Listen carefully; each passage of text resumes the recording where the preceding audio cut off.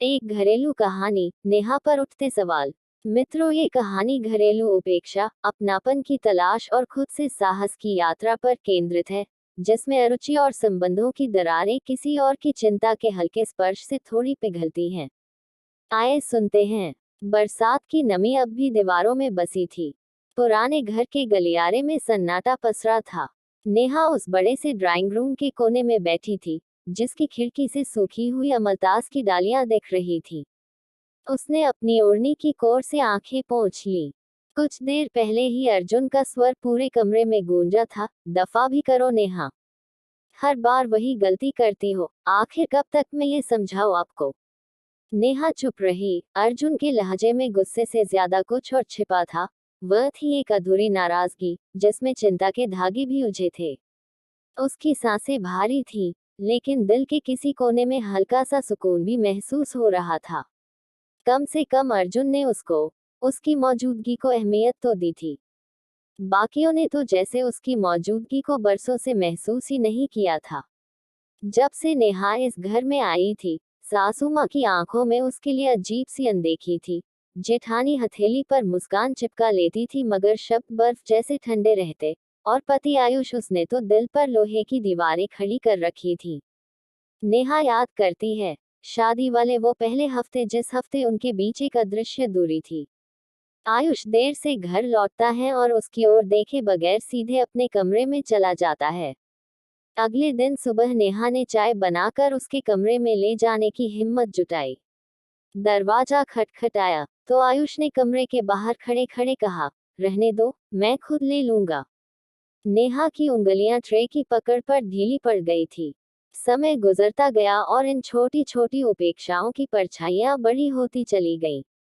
एक रात, खाना परोसते हुए नेहा ने हल्के स्वर में पूछा, थक गए हो। आयुष ने अपने मोबाइल से नजरें नहीं हटाईं, बस कह दिया।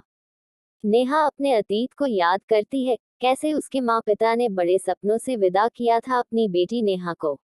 लेकिन शादी के बाद की हकीकत बिल्कुल अलग थी। उसे लगा था, नया घर, नया परिवार, शायद यहाँ अपनापन मिलेगा, हर खुशी के मौके पर उसका नाम लिया जाएगा। लेकिन किसी को उसकी जरूरत महसूस नहीं हुई। इस घर में तो उसके होने न होने का कोई फर्क ही नहीं पड़ता था। इन सब के बीच अर्जुन ही था, सास के भाई का बेटा, जो कुछ महीनों से इनके साथ रह रहा था। कभी कभी जब नेहा से छोटी भूल होती, अर्जुन तेज आवाज में चिढ़ जाता। लेकिन धीरे धीरे नेहा ने महसूस किया कि वो डांट में भी चिंता छिपी होती है। कोई तो है जिसे मेरी फिक्र है, उसने सोचा था। एक बार सचमुच नेहा से गलती हो गई, मेजपोश पर दाग लग गए थे। अर्जुन गुस्से से बोल पड़ा, क्या हर काम में इतनी लापरवाही जरूरी है। सारी शाम नेहा चुप रही, पर अर्जुन शाम को दूध का गिलास लेकर आया और धीमे स्वर में कहा, इतनी सी बात पर मत रो नेहा। घर की जिम्मेदारियों में छोटी छोटी गलतियां हो ही जाती हैं। नेहा ने अनजाने में पूछ लिया, तुम क्यों चिंता करते हो मेरी। अर्जुन कुछ देर चुप रहा, क्योंकि कभी कभी इंसान अपनी नाराजगी में भी किसी अपने की फिक्र छिपा लेता है। नेहा को समझ आने लगा कि अर्जुन की डांट में छुपी ममता उसकी अपनी कभी न मिली मान्यता से लाख बेहतर थी। पर सबसे बड़ी पीड़ा वही थी, अपनों की अनदेखी।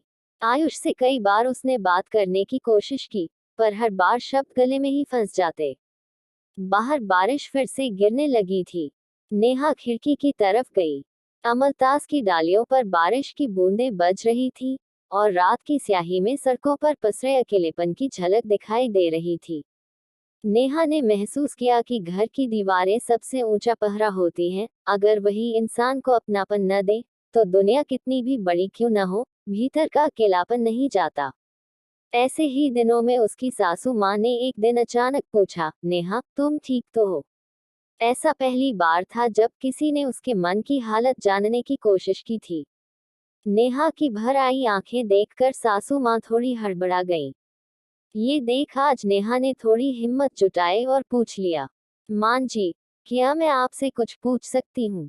क्यों नहीं बेटा, क्या इस घर में मेरी जरूरत भी है। सासू माँ एक पल के लिए चुप रही, फिर ईमानदारी से बोली, शायद हम भूल जाते हैं। पर सच तो ये है कि घर में हर रिश्ता जरूरी होता है। कभी कभी ध्यान से ज्यादा अपनापन बांटना चाहिए। ये सुन नेहा को लगा जैसे उसके भीतर पनपती घुटन थोड़ी हल्की हो गई है। उस दिन के बाद घर भर के रवैये में बमुश्किल फर्क आया, पर नेहा ने खुद में साहस पाया। वह अब छोटे छोटे सुख ढूंढने लगी, बगिया में लगे गमलों में पानी देना, सासू माँ के लिए चाय बनाना, शाम को मंदिर में दीप जलाना, अर्जुन की किताबें संवारना। कभी कभी अकेलेपन में डूबने की बजाय उसने छोटा सा सहारा ढूंढ लिया था। फिर भी अंत तक उसकी चाहत वही रही, अपनापन। अर्जुन ने एक दिन चलते चलते मुस्कुराकर कहा, जब सब तुम्हें नजरअंदाज करें तो आप खुद को मत भूलना।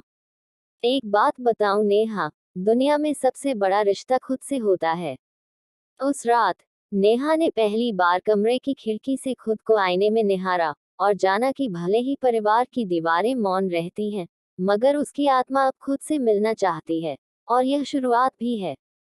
ये कहानी घरेलू उपेक्षा, अपनापन की तलाश और खुद से साहस की यात्रा पर केंद्रित है, जिसमें अरुचि और संबंधों की दरारें किसी और की चिंता के हल्के स्पर्श से थोड़ी पिघलती हैं।